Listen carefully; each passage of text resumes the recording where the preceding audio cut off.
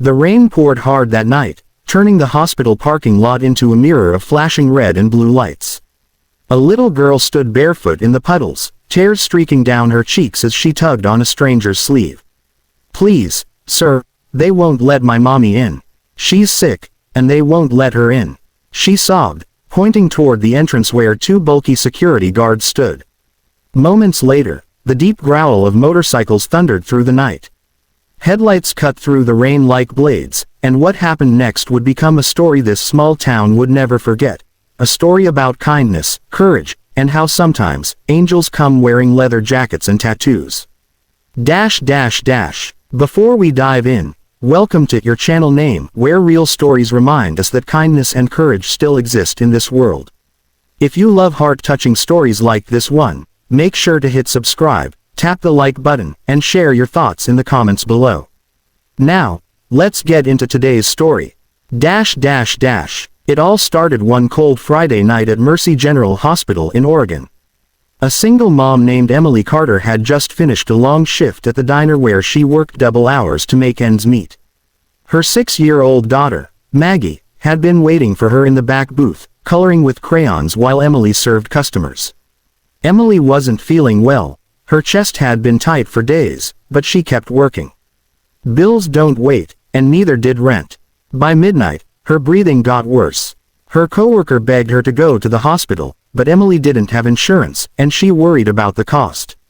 Still, for Maggie's sake, she decided to go. When they got to the emergency room, the lobby was crowded. 2 security guards stood at the door, checking people in. Emily tried to explain that she couldn't breathe properly, but one guard looked at her old, worn clothes and shook his head. "Ma'am, the waiting room's full. You'll have to come back later," he said coldly. "I can't," she wheezed. "Please, I just need." But before she could finish, the other guard blocked her way. Rules were rules, they said. She didn't have the right paperwork. No insurance card, no entry. Maggie clutched her mother's coat, confused and scared. "Mommy, what's wrong? Why won't they let you in?" Emily smiled weakly, trying to stay calm for her daughter. "It's okay, baby. Mommy just needs a little help." Then her legs gave out. Emily collapsed onto the wet concrete, coughing violently. Maggie screamed for help, but people walked by, avoiding eye contact. It was late, it was raining, and no one wanted to get involved. Until a sound rolled through the parking lot like thunder. It was the deep rumble of Harley-Davidsons. 5 motorcycles pulled up, chrome glinting under the streetlights despite the rain. Their riders wore black leather jackets with "Hell's Angels Oregon" patched across the back. The crowd in the parking lot fell silent. The Hell's Angels were known for being tough, scary even, but that night, they were about to prove that kindness sometimes comes from the most unexpected people. The leader, a tall man with gray hair and a beard, swung off his bike and walked straight toward the little girl. His name was Tom Bear Jensen, a veteran who'd seen more of life's cruelty than he liked to admit. He knelt down to Maggie's level and said gently, "Hey there, sweetheart. What's going on? Why are you out here crying?" Maggie sniffled and pointed toward her mother. "Those men won't let my mommy in. She can't breathe. They said she needs papers, but she's really sick." Bear looked up at the guards, his jaw tightening. "They wouldn't let her in?" he asked, his voice calm but dangerous. The guards shifted nervously. "Sir, this isn't your business. Hospital policy." Bear cut him off. "Policy? She's on the ground, man. You think she's faking?" Within seconds, the other bikers had formed a protective circle around Emily and Maggie.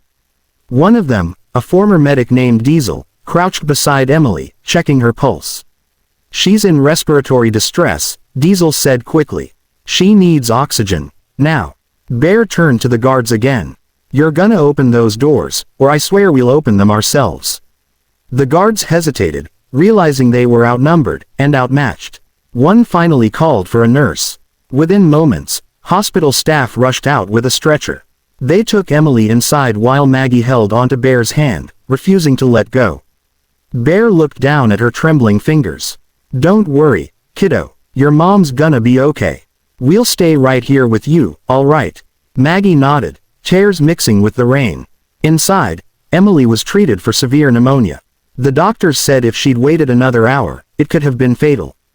As the night went on, the bikers waited in the lobby, wet, tired, and silent. People gave them nervous looks, but none of them cared. They weren't there for attention. They were there because a scared little girl had needed someone, and they'd been the ones who showed up. When Emily woke up the next morning, the first thing she saw was her daughter asleep in a chair beside her bed, and Bear sitting next to them, sipping coffee from a paper cup. "Morning, ma'am," he said with a smile. "You gave us quite a scare." Emily blinked, confused. Who are you?" He chuckled softly. "Just some guys who stopped by at the right time." When she learned what had happened, their bikes, the confrontation, everything, she began to cry. "I don't even know how to thank you," she said. Bear shrugged. "Don't need to. Just pay it forward someday. That's how the world gets better." Before leaving, he pulled a small envelope from his jacket and handed it to her. Inside was $500 in cash. "That should cover your rent until you're back on your feet," he said quietly. Emily shook her head. "I can't take this." "Yeah, you can," Bear replied.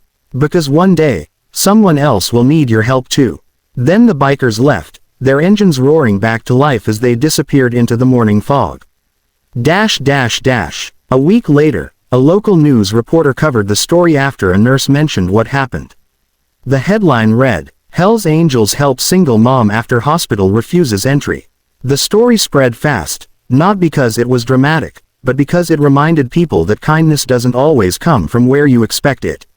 Emily eventually recovered. She went back to work, stronger than before, and started volunteering at a local shelter on weekends, helping other families in crisis, just like Bear had asked. Maggie often talked about the angels on motorcycles. To her, they weren't gang members or rough men, they were heroes. The kind who show up when everyone else looks away. Years later, when Maggie was in college, she wrote an essay about that night. Her closing line became something her professor never forgot. Greater than, "That night, I learned that kindness isn't about who you are, it's about what you choose to do when someone needs help." We live in a world where people are quick to judge by appearances, by clothes, tattoos, or how loud someone's engine sounds.